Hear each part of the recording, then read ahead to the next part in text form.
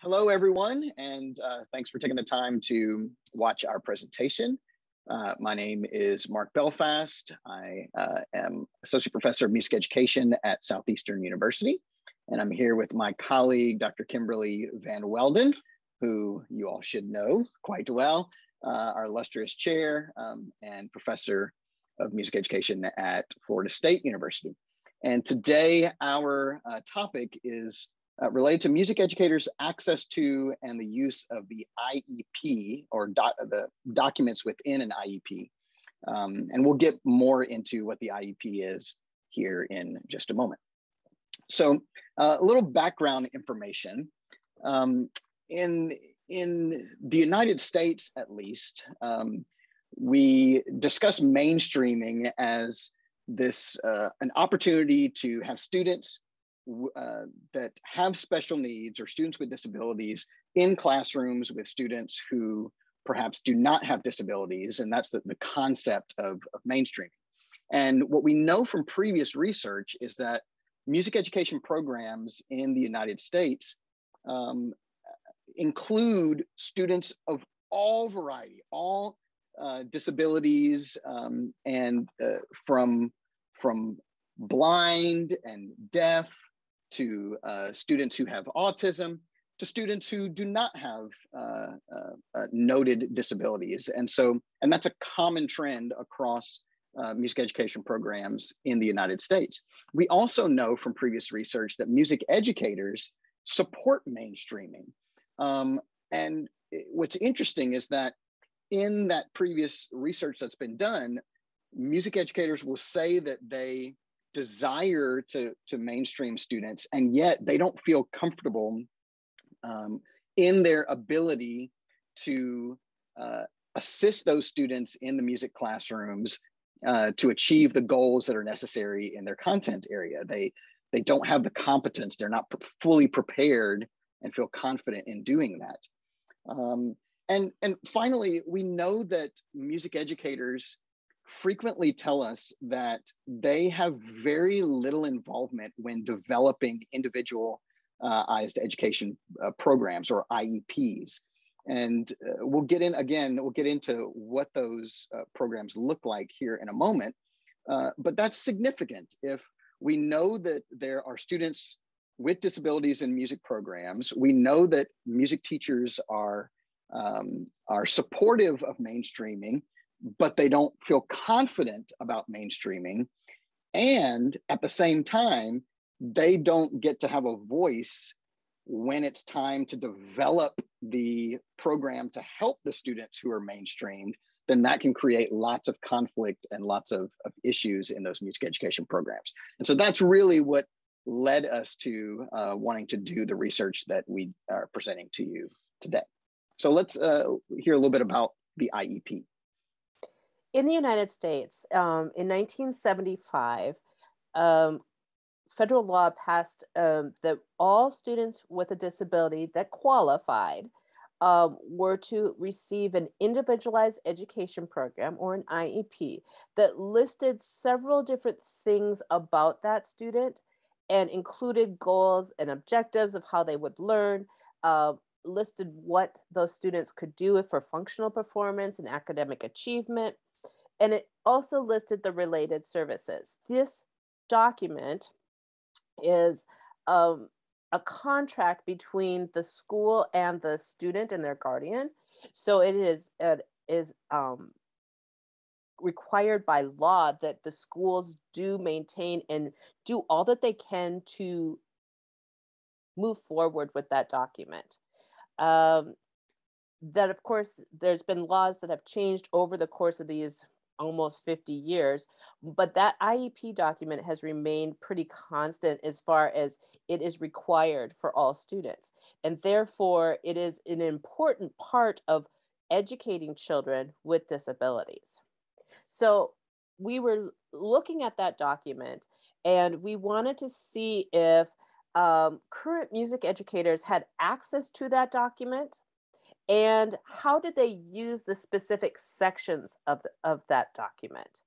We wanted to determine the easiest and most difficult IEP goals, the goals that are listed on that document, what are the what are the easiest and the most difficult to actually incorporate in their music classrooms. We also wanted to identify sources of support when developing accommodations and modifications in the music classroom to address those things that were on the IEP. And then we wanted to ascertain from where music educators have received information about IEP documents. Because, like I said, there's a lot of different parts to that document. And so it really is not something that most people can just understand right away. It takes a little bit of education in order to understand that and to know how to use that to help educate students.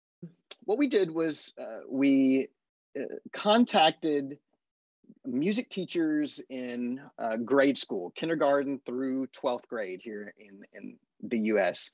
And for our study, we focused specifically on teachers in Florida, in the state of Florida. And so we utilized the Florida Music Education Association. And so all of these K through 12th grade music teachers were also members of the Florida Music Education Association. We designed a questionnaire that was online, and that questionnaire was, a link to that questionnaire was emailed out to all of these teachers. We collected data over the course of about 3 weeks, and at the 10-day mark, a reminder email was sent out to the teachers just to nudge them along to ensure that we got as many responses as we could. And from that, we netted 105 participants who actually completed the questionnaire. Of those 105 participants, 86% had at least one student in their classes that had an IEP. And what's interesting is that 81%, so not the full 86%, but 81% had access to the IEPs. So there were some teachers that didn't even have access to the individualized education program. So on the IEP, there are several different, what I call sections. And one of the first sections that we asked the music educators about was, did they have access to the academic achievement and the functional performance for the student that had that IEP? And again, academic achievement describes what the student with an IEP can do in an academic subject. So math, reading, science, those sorts of things. Functional performance describes what the student with an IEP can do functionally, such as dressing themselves, walking up and down stairs, making friends, etc. So we wanted to know, did they have access to that specific section of the IEP? Mm-hmm. And you can see here from the chart, roughly 70% of the respondents did indicate that they had access to this portion of the IEP. 14% said no, and 16% were unsure, which is notable, right? Because if they were unsure if they had access, it reflects whether or not they were actually using that portion of the IEP or not. So we asked the respondents on a scale of 1 to 5, where 1 was never and 5 was always, how often do you use this information, the information found in this portion of the IEP, when you are attempting to plan appropriate accommodations and modifications? And you can see from the chart here, on a 5-point scale, the mean scores were right in the middle, right around 3, a little above 3. So indicating that on average, the music educators used this information to some extent, right? They weren't all in using it, and they weren't completely ignoring it, but it was there and being used by many of the participants. The next section that we talked about on the IEP was the annual academic and functional goals, and it describes what the student with an IEP can reasonably expected to achieve both academically and functionally over the course of the school year. So this is a goal. So what they start with at the beginning of the year is not where their goal is at the end of the year. They're trying to move forward or progress. So we wanted to know, did the music educators have access to that portion of the IEP? And as you can see from the pie chart, 75% yes, they had access to that portion of the IEP. But again, we had 14 people who said no, they did not, and 11 people who said they were unsure.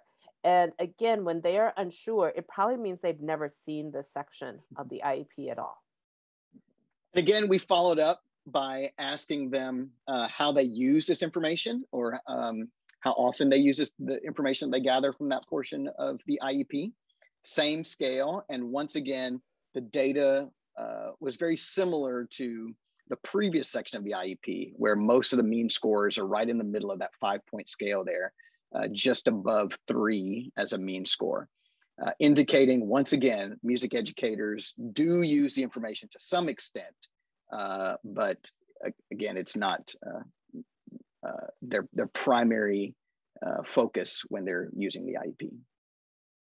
The third section that we were looking at here was about services, including special education services, which describes the accommodations and modifications within the instruction that are just specifically designed to meet the unique needs of a student with an IEP. The related services describes who will provide those services. Is it a paraeducator? Is it an aide? Is it a therapist, for instance, maybe a music therapist?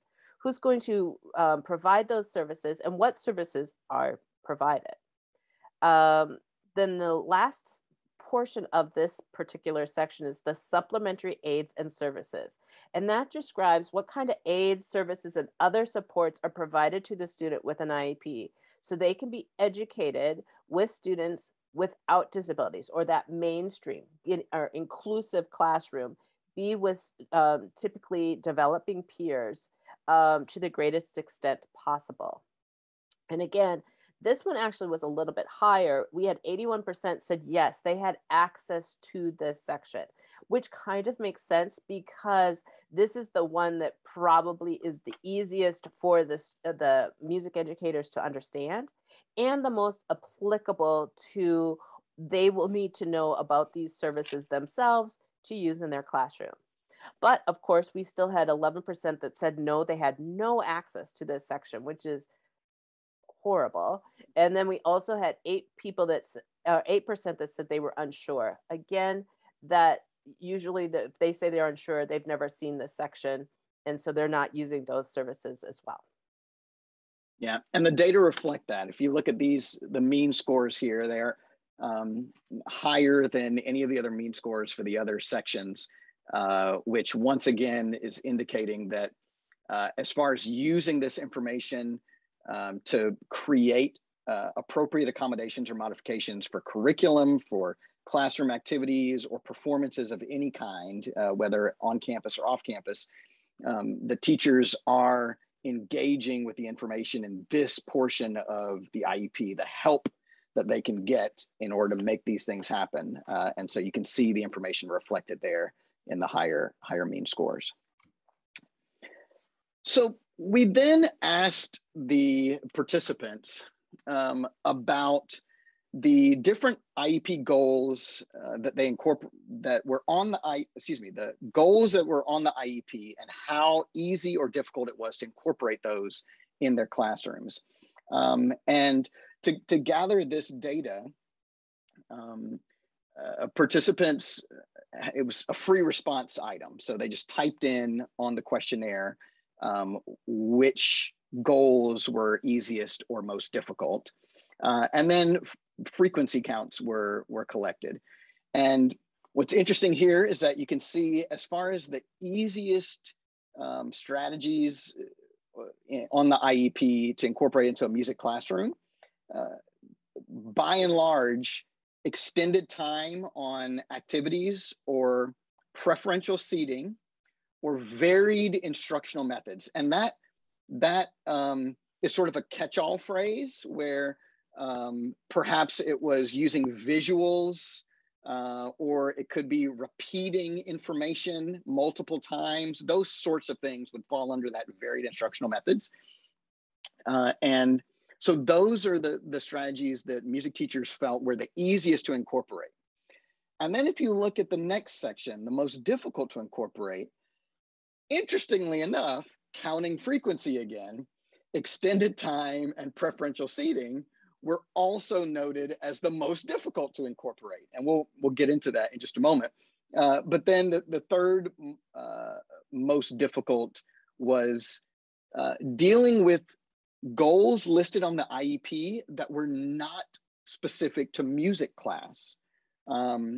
And that can be very challenging if we can see that the student's goal for this year is to do something that is math related or reading related and those sorts of things. If there's not someone there to help the music teacher determine how they can incorporate that, or how the work that they're doing in their music class can help the student in the other classes, then we could see how that would be a very difficult goal, or those sorts of goals would be very difficult for music teachers And it to should achieve. be noted that if a goal does not relate to music educators really aren't required then to work on that goal.